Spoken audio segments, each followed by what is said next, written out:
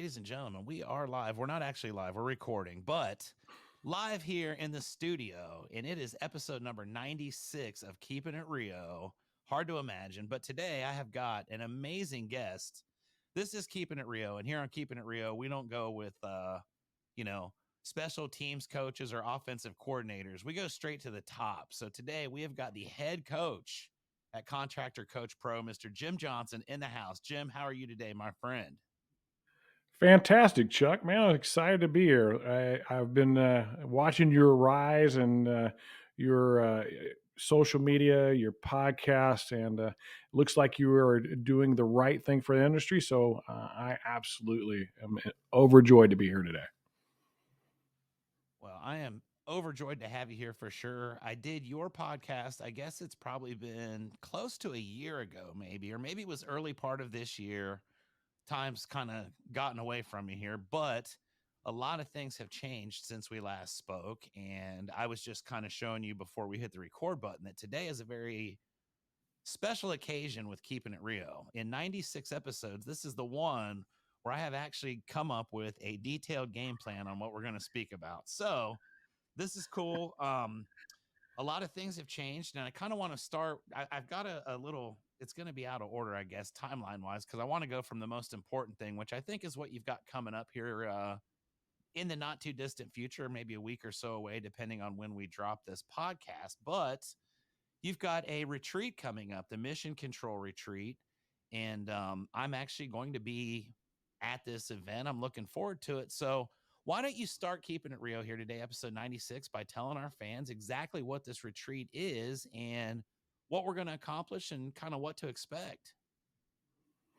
Awesome. So yeah, we're excited about it. We have been doing this retreat. This will be the seventh year. Up until this year was always called the Strategy Conference. But we rebranded it because strategy may not sound like the most exciting thing in the world, but mission control might give a little bit of pizzazz.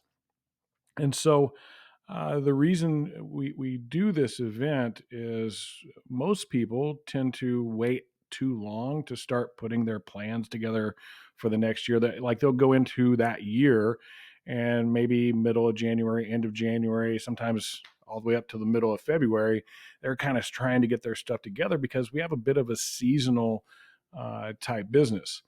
But many moons ago, I got my own coaching on running my business. And one of the best pieces of advice that I got was I needed to build out an annual plan or mission. Now, a lot of people might get those two things confused with like mission being a mission statement. And I really and truly don't know if I believe those are worth the paper they're written on, to be honest with you. We think of this more like a military mission or a sports type thing where I've got something I got to do this year coming up, and we're going to actually achieve it.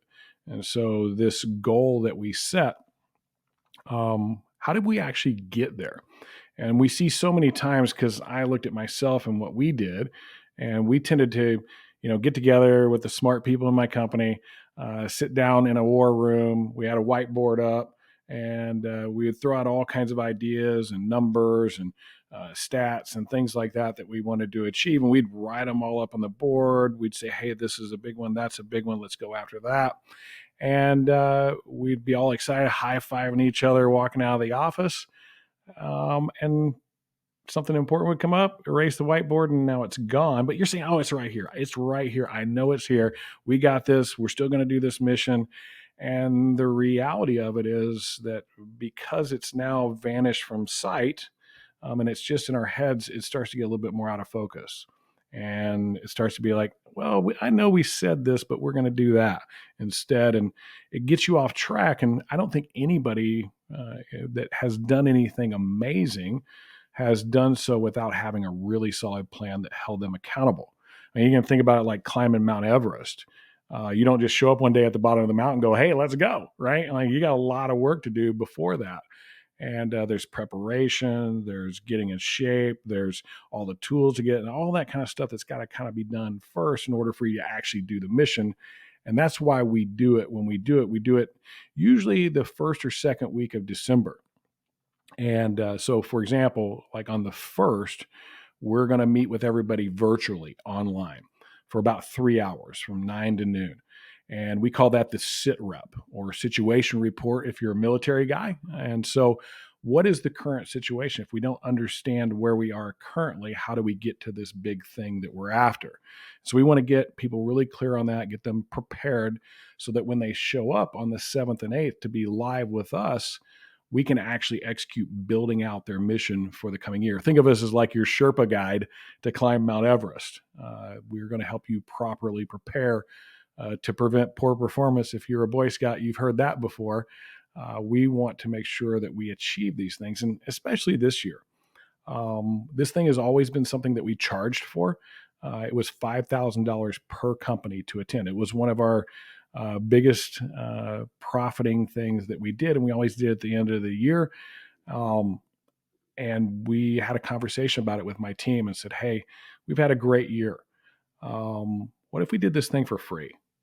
And there was a lot of pushback. It was like, "Hey, this is the most valuable thing we do. Why would we give it away for free?" And really and truthfully, it's been a thing where we've had a great year. We really have. I got into this to give back to this industry. So this is one of the ways that we can do it. We got a lot of help from our sponsors to be able to pull it off. And we're going to do it for free this year, which will allow more contractors to attend. And the real impetus behind it is we're pretty sure that the economy is going to get a bit tougher. This recession we're in, people are going to be a little bit tighter with their money. So, are we going to be the ones that are prepared so that we don't just survive, but we thrive? Or are we going to wing it like we've been doing it? We're hoping that folks show up and we help them thrive during what's going to be probably a pretty tough year. Yeah, I think it's probably going to be a tough year. You're spot on with that, but I can't say how much respect I have for what you're doing. And you really hit the nail on the head. You know, at this point it's about giving back, and you give back a lot to the industry. There's no doubt about that. Making this free and making it more available, I guess, to all different types of companies. You know, when you've got $5,000 ahead, there's a specific target that shows up that, you know, can afford that. In this case, are you looking to maybe get more of the smaller contractors in, some of the people that are, you know, just kind of hovering down here, maybe wanting to get to that next step, you know, from being, you know, all into it to maybe having a business plan rather than just, you know, a bunch of bigger companies coming in and planning how they're going to, you know, go from 15 to 20 million or 20 to 30 or whatever those numbers are. Do you plan on having more diversity as far as the attendance goes this year because of that?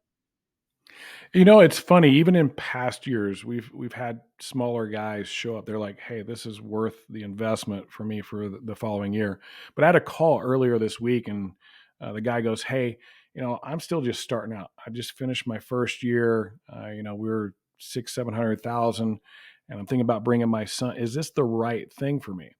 And every business that I've been a part of or started in the last 20, 25 years is literally the first thing I do. I build out this mission of what's going to happen over the next 12 months. And so, whether it's just a startup or you've been in business forever, it's a practice and a habit that you need to get into. And there's a right way and a wrong way to execute it. I've been really fortunate. I've gotten to go to multiple circumstances like this where I've had my own coach.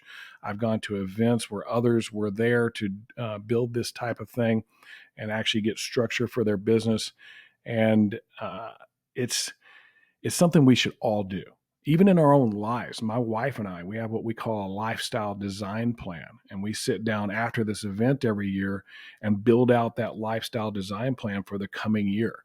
I think the thing that drives me the craziest is when I hear, just take massive action. You got to go do something, right? Well, that sounds great, but I ain't jumping out of a plane without getting a little instruction on what to do with that parachute on my back. And so I want to have a bit of a plan. It doesn't have to be a business plan, 15 pages long and all that other good stuff, but it should be at least a semblance of a plan so you know where you're headed, what that journey looks like, where you should be along that journey, and probably pretty well documented so you can hold yourself accountable to it. Yeah, wow, that's good stuff right there, and I absolutely love that. So we are coming up, like you said, we're I guess maybe a week, week and a half away from the virtual portion of the event. If anybody that's watching would like to be involved, would like to attend, what's the best way for them to go about getting their involvement, in whatever capacity they possibly can? Well, first thing, you can go to our website, contractorcoachpro.com, click on services, and you'll see Mission Control Retreat right there. There's a registration button and then an RSVP to fill out. It's got 10 questions about your business so we can better serve you when you're there. And it's kind of this thing of you saying, yes, I'm going to be there. That's the scary part for us about making it free. Like, do you actually show up? Like, it's free. I get registered, right? That's why we did the RSVP. That's why we're continuing to follow up. Like, hey, we don't want anybody to miss out. This thing's literally almost sold out. We got 3 spots left. That's it. And we don't want somebody else to miss because you're irresponsible. You're not worthy of being there. You're not up for the challenge. Those things bother me more than anything in the world, is to not allow me to serve folks in the way that I was meant to be. So, yeah, as a matter of fact, everybody that like comes to the event, they're going to get one of these right here. It's a whole folder that's going to be, it's empty right now. It's going to be full of everything that you need to do to accomplish your mission, everything along the way. So, yeah, it's a passion thing for us. We really enjoy this. As a matter of fact, my right hand man, Nathan, I think you know Nathan, right? Nathan Thibodeau. Yes, absolutely. Yeah, he has been running it for the last 2 years. So I've kind of stepped back to allow him to do that and grow in my business. And this year, he's having a baby. And we need to talk about his timing, because the baby is like due right at Mission Control, which is kind of his other baby here at our business. And so I get to do it this year, and I'm super excited. I am chomping at the bit to get up there, help these guys. We have all of our coaches. I don't know if you know, we have 6 different coaches. No, sorry, 7 different coaches here. We got 4 champion coaches. So one in sales, one in finance, one in marketing, and one in what we call team performance, but most people would call HR. And then we have our 3 coaches. So Nathan, Mike, and myself. Nathan won't be there, but Mike and myself will be there, and John Townsend will be there. And we will literally be hand in hand. Like, we'll be at the tables helping people think things through, getting it documented correctly so that when they walk out, that folder is their Bible for this coming year for their mission. That is going to be amazing. I'm very much looking forward to it. And again, I appreciate what you're doing for the industry, because that is definitely that's giving back in a major way. So thank you for that. Um, I had You something asked else there what that I kind of wanted to segue into, because go ahead. you asked there for a second, like how, like I gave the website. You can private message me too. Like, I'm on Facebook and Instagram and all that stuff. Private message me, say, hey, send me the link to attend, and I can take care of it that way as well, or anybody on our team. Yep, absolutely. There's plenty of opportunity to go and improve yourself, and like you say, be held accountable, which I really like. And that does kind of segue into the next topic, which when I was on your program, you and I were both kind of different, I guess, at that point. It's been about a year or so ago. We both kind of looked a little bit different, and maybe had a little bit different habits that we were, into or getting started with at that point. And I know that in that time frame, you have gone through a pretty massive transformation, and you went through the 75 hard program, right? I did. So I know a couple people that have made it through, a very, very select few. And those are people that I can actually trust when they say they've made it through. A lot of people tell you they do, but you just kind of know, if the guy's sipping a beer when he tells you he made it through 75 hard, he's probably lying to you. But I respect that, because it's one of those things that's extremely time consuming and requires a lot of dedication. And with the schedule someone like yourself carries, tell me a little bit about how much sacrifice you had to do in order to make that all work, on the road, doing stuff like that, and the mindset that it put you in, as far as, what was it worth the pain that you put yourself through to get the end result, I guess is what I'm asking. Short answer, yes. It was worth it. You touch on something that's a bit of a topic right now in my life. So we got a minute or two to kind of share. We certainly do. All right. So um, I believe I only have so much time on this planet, and God has imbued me with certain talents, not a whole lot of them, but I know this contracting thing pretty well, and I'm here to help people become more professional at what they do, and hopefully change the perspective of the consumer of what a contractor really is. In the end, that's been really the goal of doing what we do, and because of that, I was very focused. I mean, uber, like, out of control focus. We're talking 70, 80, 100 hours a week trying to just do that. How do I serve you better? How do we create content for you that helps you be better? Coaching as many people as I possibly can, all of my other tasks and running the business.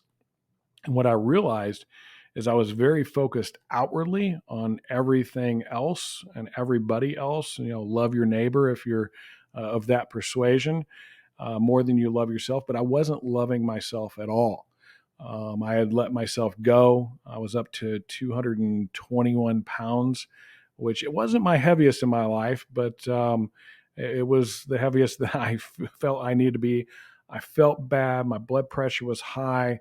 I was lethargic. I was losing focus, and really and truthfully, I was spending a lot of time but not getting much done.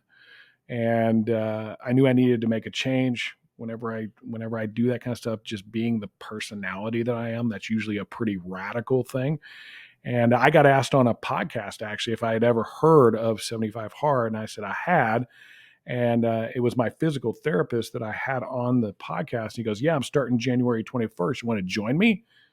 And I hadn't been thinking about it at all up until that point. And I kind of get put on the spot. And I'm like, I'm in, because I knew I needed to do something for myself.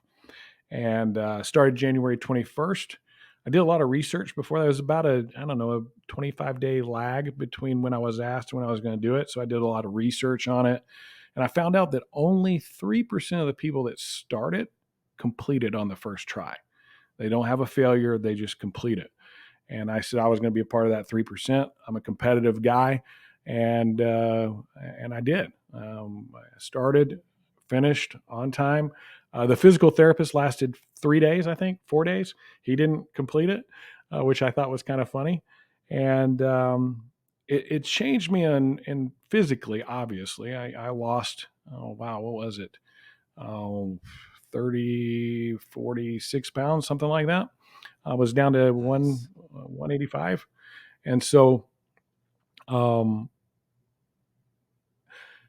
did that, and everything was good, still working out and doing the things that we do. And then these major initiatives that we've been working on here at Contractor Coach Pro started coming to, hey, things need to get done. And so, in all honesty, I started to sacrifice a little bit after. I went 89 days before I actually stopped. And I stopped because I had a choice. I could go do that 45-minute workout, or I could spend 45 minutes with my new grandkid. And so I chose my grandkid, which was great. I enjoyed it. Um,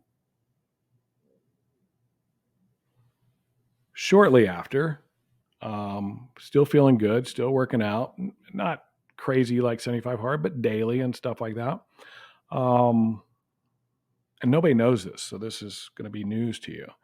Um, Breaking news, Something ladies and started to gentlemen. happen. Rio What's Blanco that? keeping it Rio exclusive. I love it. Keeping it Rio Yeah, I just exclusive. this is not the type of stuff I normally would share.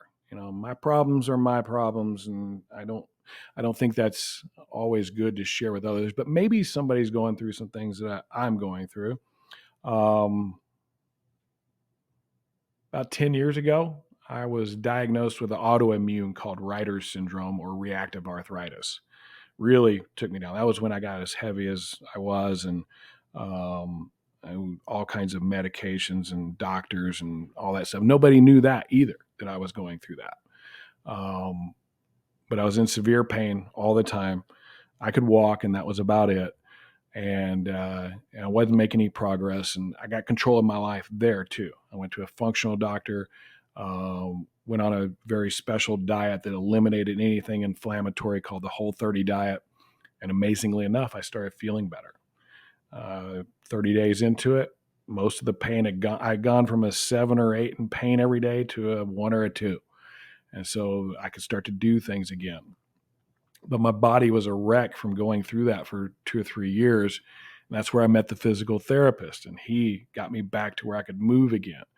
And so then I could do 75 hard. And so all these things progressing. Um, to the point that we went and did some really great stuff on my 30th anniversary with my wife, uh, early part of October. Came back from that and literally woke up the day after returning and I couldn't move. I don't know what's going on. I'm still dealing with it. Um, I, if you've ever been in a car wreck, and 2 days after that car wreck, what your body feels like, that's what mine was feeling like every day, start to finish. Or I've described it that way, or like rigor mortis is almost setting in. Like I can't move. Everything's like concrete, it feels like. And so it's been a big frustration because I can't work out the way I want to work out. I can't do the things I want to do. And some days are good days, some days are bad days. Um, it's not diet related because I've tried all of that, variations and stuff like that. Doctors don't know what it is. Went into the doctor. He's like, hey, let's do a bunch of blood tests. And he comes back from the blood test and he's like, dude, you're healthy as a horse. Nothing wrong with you. And I'm like, something's wrong with me because I'm in pain. So we're still trying to figure it out. We're still working through it. Today's a good day, thankfully. And so that's what I'm going through. I've actually put on about 10 pounds again because I if I work out, it's blinding. And it's just how bad it feels for the next 2 or 3 days. So we'll work out. We'll work through it. I don't ever give up on stuff like that. I will keep noodling at it, figuring what the puzzle is, developing a plan, and executing it. So that's what's going on with my 75 hard and my changing of my health, and those. It's so important. Like our health is the second most valuable thing we have. The most valuable thing we have is time, and our health relates to that. The healthier you are, the better shape you're in, the more you take care of yourself, the longer you're going to be around, hopefully, unless there's some kind of tragic accident, that you can help and serve other people. And that's a goal. I want to help and serve other people, and I want to spend time with my grandkids. So health is important.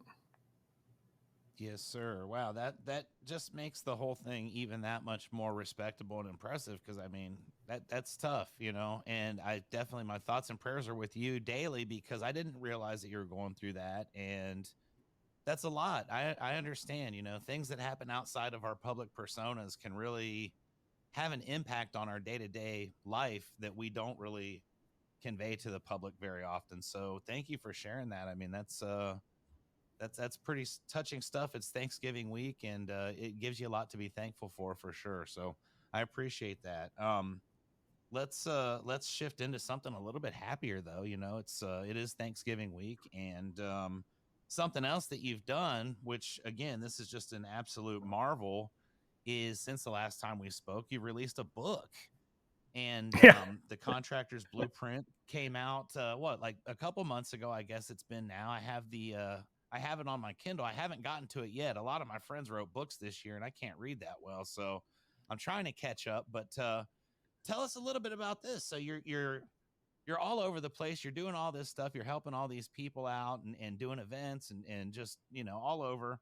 And somewhere along the way, you find the time to just drop a masterpiece on us. How did that come about? What was the inspiration? And, you know, what does writing a book look like as far as getting it out there, and doing what you've done with it? Well, I don't know. It's one of those things. My mom was very intent on me having a strong vocabulary. I can remember being very small and living here in Texas. And you'll notice I don't have much of an accent, right? Um, her exact word, and East Texas. Like if you've ever been to East Texas, like I know you've been there. I know you have a relationship with the folks at ASAP, and so East Texas, we got a little bit of a Southern drawl over there in East Texas, right? And my mom is like, "You are not going to talk like that."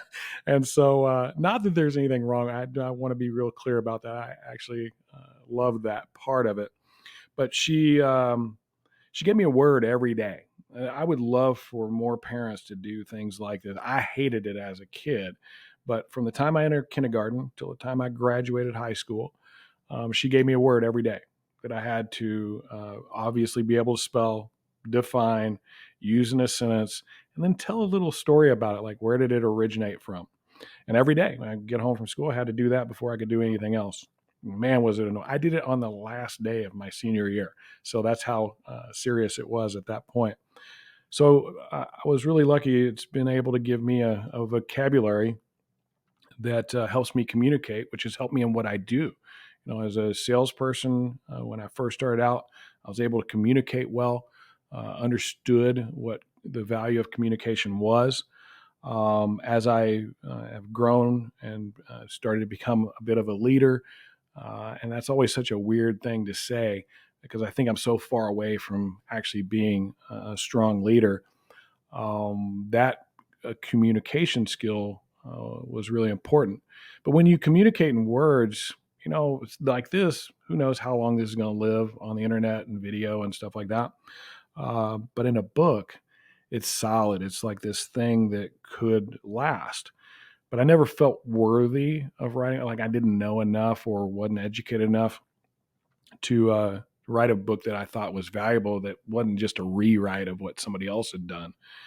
And as we started doing this coaching thing, I walked into it with, you know, some pretty strong attributes in a variety of different pieces of the business.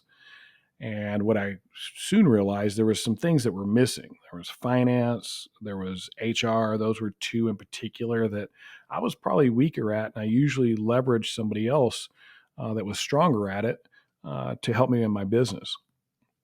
But as we coached people, we started to realize that there's actually these 12 pillars of the business, these 12 things that are going to determine and your ability to execute on them are going to determine your a level of success. And it's separated into two pieces. There's the foundational, what we call DNA of your business, and then the operational DNA of your business. And while we could help people sell more and execute better and recruit people and things like that, we realized that it all kind of led back to a couple of things that we don't spend enough time on, or at least in my opinion, we don't, which is leadership and culture. This ability to lead people, acquiring the skills, having those habits on a daily basis of leading people, being magnetic, being a strong leader, not a poor leader. And so I invested a lot of time there in my life to gain a lot of those skills. And we didn't even coach that in the beginning. We started with culture. We was like, hey, let's build a strong culture. We figure you're a pretty good leader. You already got a business, right? Well, that wasn't really the case. And that's a hard conversation to have with people is to say, hey, let's get that nailed first. Then we can build a great culture. And so we started to notice an order to things or like a blueprint. There's this two sides of the business, foundational, operational. Most of us spend our time in the operational stuff, marketing, sales, recruiting, that kind of stuff. When we don't focus as much on our foundational stuff, which was leadership, culture, process, HR, finance, and accountability.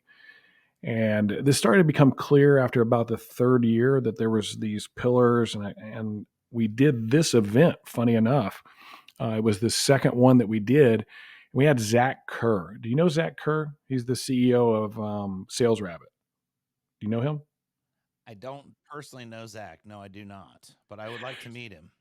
He's Here's an fantastic, invitation, Zach. super smart.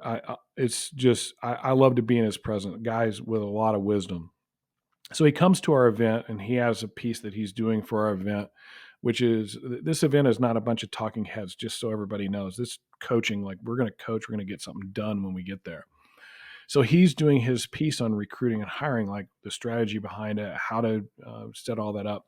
But he's seeing this whole thing come together whenever we're done. And he comes up to me and goes, "You really need to write a book about this." I'm like, "Oh, man, I don't know." He's like, "No, you really do." And I don't think it's just one book. I think it's actually 14 books because you need to write one on the foundational stuff. You need to write one on the operational stuff. Then you need to write one on each one of those components. And I went, yeah, I don't have time. Just that's not going to happen. And I don't know how to write a book or any of that other stuff. It wasn't really something I aspired to. And 4 years later, my team started encouraging me to get this down. So the only way I can get things done well is what I call sprints. I can't just take a little time here and a little time there and over a couple of years write a book. And I took off for 2 weeks. Went to the mountains in New Mexico and went to the most remote spot I could find. For those 2 weeks, I only saw two other people. There was no electricity, running water, any of that kind of stuff. Everything was self contained. I brought my own water, my own food, solar power, all that stuff. And I spent from 8 in the morning to 8 at night every day writing. I thought I was going to be able to write both books, the first and second one, while I was there, but it took me the whole time to write the first book. I have a plan for the second book. I'm going to do a very similar thing, but it came out on Kindle in, let's see, that would have been February 8th, because that's the anniversary of the day my wife and I met, and she has been my biggest supporter in all this. And then the actual hard copy came out in July. It has been a Amazon bestseller, which isn't hard to do if you have all this marketing stuff behind you. Just so everybody knows, like if you see Amazon bestseller, whatever, right? Like anybody can accomplish that, really. But I didn't do all that marketing stuff. I put some stuff out there that this book was out there, and it became an Amazon bestseller anyway, which has been pretty cool. The reviews have been pretty awesome to see. It's so weird to have somebody come up to me and say, "Hey, will you sign my book?" It's like I start laughing a little bit because I'm like, "Who am I to be an author and signing a book?" But my goal is that it helps somebody. It's a lot of our coaching in there, and folks that have read it and gotten back to me are like, "Man, this is great. This is good stuff." So if haven't gotten the book, go get it. It's affordable. It's like the probably the best. I think it's, I don't even know, is it 20 or 25 bucks, something like that? Probably best 25 bucks you can spend on your business to get your business structurally and foundationally sound so that you can then grow and achieve what we're all after when we start a business, which is personal and financial freedom. Yes, sir. Absolutely. And I'm now going to move that to the top of my list. I think you're about the fourth or fifth one in line, but it's going to the top of my list because now I'm going to have that visual of you in the mountains writing this book. And that's going to change the entire meaning of it. I'm sure I'll probably learn something else just because now I understand the setting as it was taking place. So that is an amazing story. That is really cool. I did Congratulations. have a Like you co-author. say, I to did have a have a book and a co-author. bestseller. You I did did. have a Okay, co-author, but by the was way. your co-author up there with you in the mountains as well, or was that He was a little chipmunk that after day two he started getting closer and closer, and he sat on my knee, he sat on my shoulder, all while I was writing and stuff. So I got to give him a little credit. He kept me kind of light when I was doing it, so it was good. there you go. Chip, the coworker. I appreciate that very much. It's always good to have a little backstory on that. So that is really, really cool. And now we've covered a couple different mediums, but we're not even done yet. You're a man of the multimedia. And last year, like I said, I was a guest on your program, but you've also got a contractor radio podcast. So this guy really does cover pretty much everything.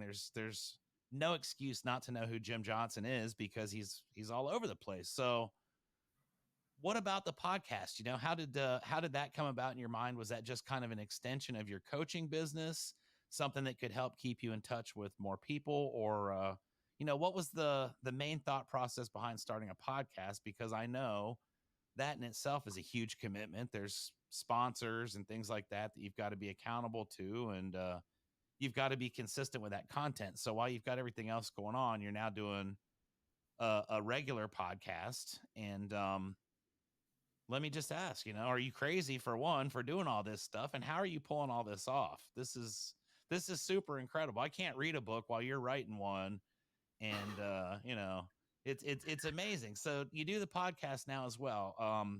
Is that something you have a fairly regular schedule with, or is that something you kind of do, when you've got time away from your other stuff? Yeah, we do it regularly, by the week. There's a week here and there that gets missed because of travel or whatever. Funny story, I actually was recording my podcast this morning, and the tool that you're using is called StreamYard, and I use the same one. And they have a new way to record the podcast where you can record it locally to your computer.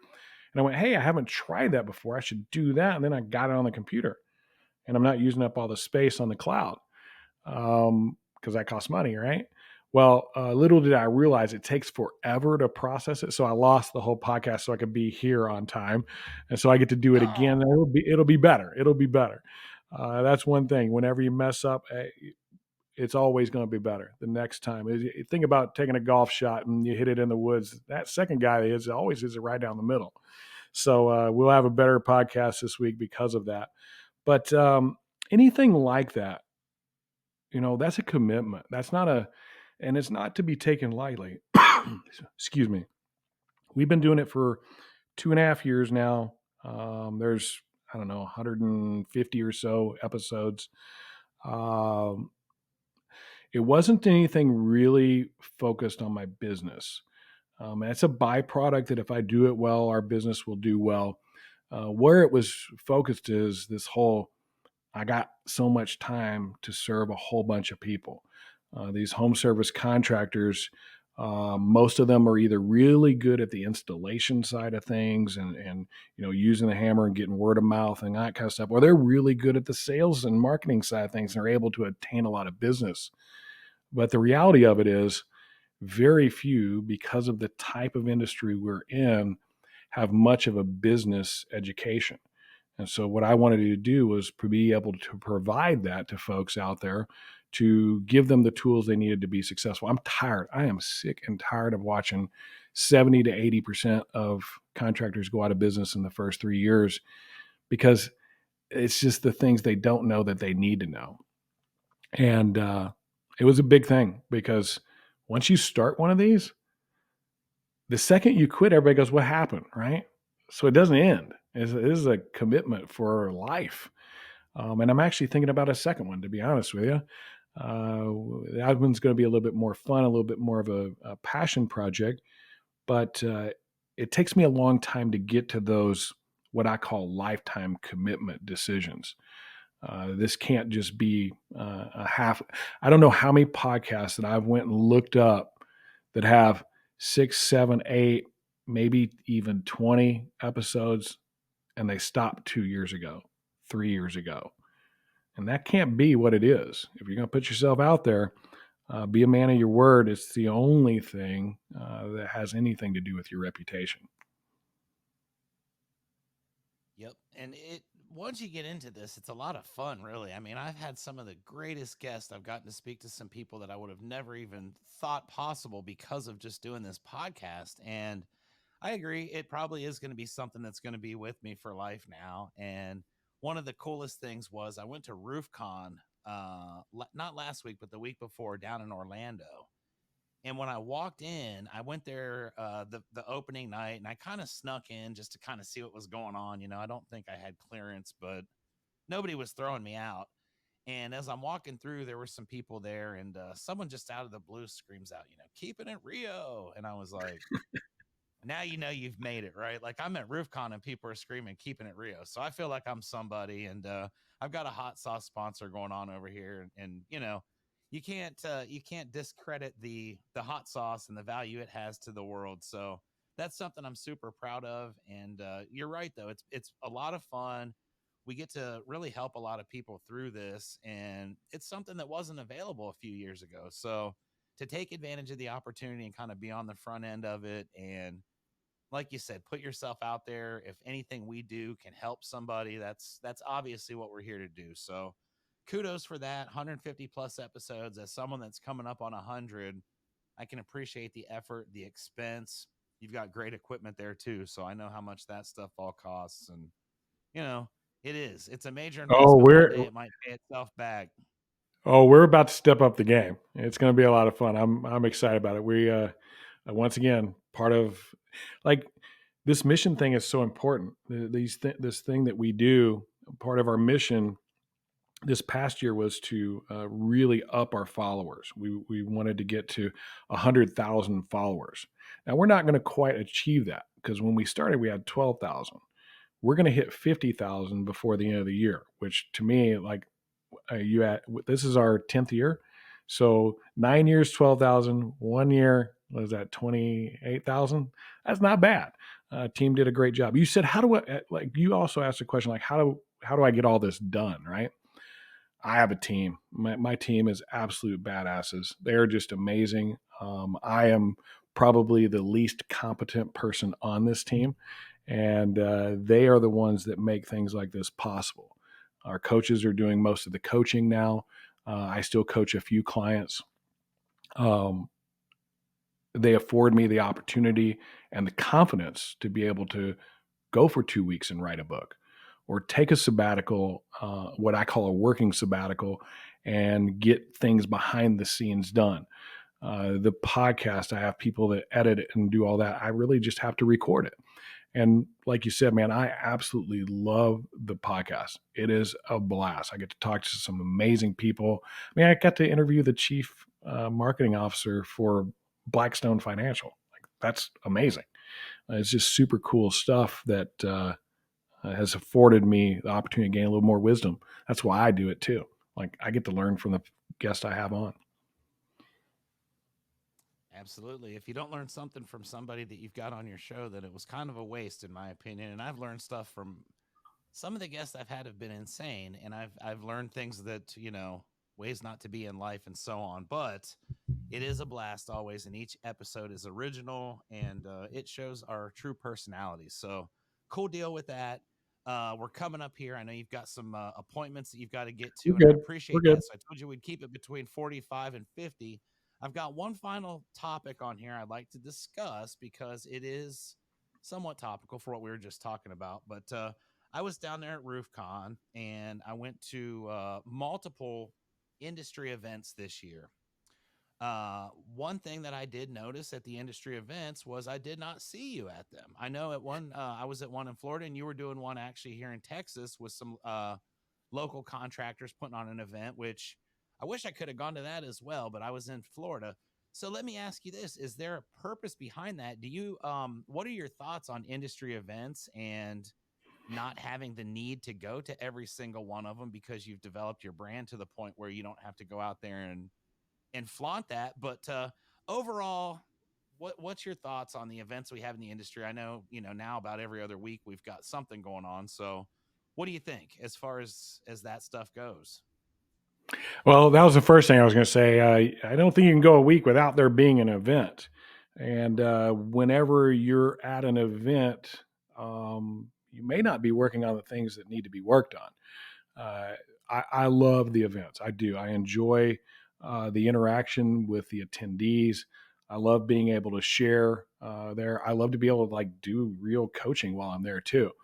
And so it hurts me when I'm not at events. And I want to be really clear about this. I really enjoy RoofCon. It is one of, if not my favorite of the events. I believe that there is a lot of talent there, sharing wisdom with a lot of people that are hungry and starving for that wisdom.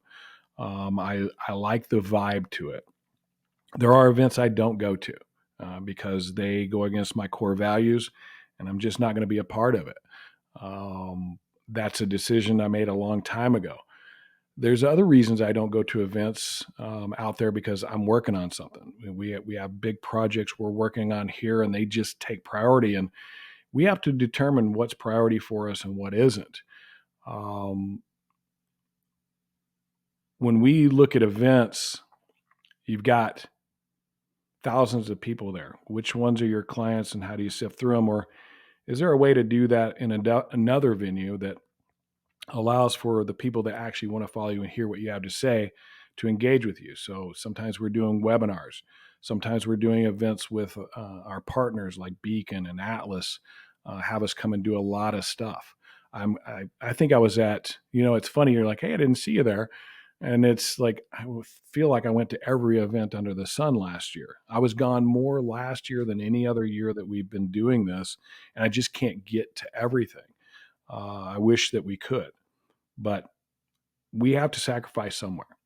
And we have a big, exciting project that I cannot share just yet, but everybody will learn about here around the first of the year or so, that we've been working on for the industry. And that's taking priority right now. That's taking our investment dollars, that's taking our time, that's taking our energy and content. And it's where we need to be focused in order to best serve, or at least in our opinion, according to our mission, best serve this industry that we're so grateful and thankful for. You've said it all, my friend. That is amazing. And I agree with everything that we just discussed for this last 45 minutes of this podcast. I can't say enough how much I appreciate your time today. I am actually doing this new StreamYard thing that we were just talking about, and it just reminded me to ask all the guests to stay in the studio until it's done recording or uploading. So after we hit this, if you hang out for just a second so we can get that taken care of. I appreciate you, Jim, for being here on Keeping It Rio. Any final words you'd like to impart, any wisdom upon my fan base, which they certainly could utilize some, because I'm usually the one that's imparting wisdom, and Lord knows I'm not that wise. Oh boy. Um, if you don't Not on the feel, spot at all. no, we're good. If you don't feel like you have the time to get the things done that need to be getting done, and you feel like there's a lack of loyalty, people that want to work, all of those things, you need to look in the mirror. You are not skilled enough. You are not um, prepared enough to lead the people and lead the thing that you want to do. But the great thing about that is those are skills. That's not a natural talent people are imbued with or anything like that. It's skills that you can actually gain. So if you're feeling like that, because I would argue, like I hear this all the time, like I can't find good people and nobody wants to work and millennials and blah blah blah blah blah. And then I go and look at, like linear construction. I got 170 sales guys. Somebody wants to work. Why are they working for them and not you? Well, the hard truth is you're not giving them enough of a reason to work for you. So how do you change that? Go get the information you need, improve your leadership skills, become magnetic. And the thing that you'll learn, the wisdom that I would imbue upon you is it's not about you. When you make it about everybody else but you, the byproduct will serve you. That has been the biggest epiphany of my life. The more I serve, the more gifts I am given. And even if I'm not, I'm okay with it. That has been the thing that's changed my life. It's not about the money, it's not about the growth, the accolades, or any of that kind of stuff. Did I help somebody today? Did I show empathy to them? Did I help them get one step closer to their goal? Because if I can help them do that, they will in turn feel an obligation and a want and willingly and authentically want to help you get to where you want to be. So if you're struggling with any of those things, you want to learn how to do them, we can help, but there's all kinds of content out there. John Maxwell is a great place to start. Get your leadership skills down. It's the first thing in your blueprint. Nail that, and you'll build a great culture. A great culture builds a great process. Great process develops awesome team performance. Be financially smart and savvy about your money, and then hold everybody accountable. You'll do some pretty amazing things in your business. There you go, ladies and gentlemen. That is about the most perfect way you could end an episode of any podcast. And I sincerely appreciate that. Jim Johnson, thank you for your time. Thank you, everybody, for watching. If this episode was good and you learned something or benefited in any way, please share, comment, do all that stuff so everybody can see it because we're really trying to help as many as we can. So thank you guys. Until next time, we appreciate you watching and look forward to doing this again real soon.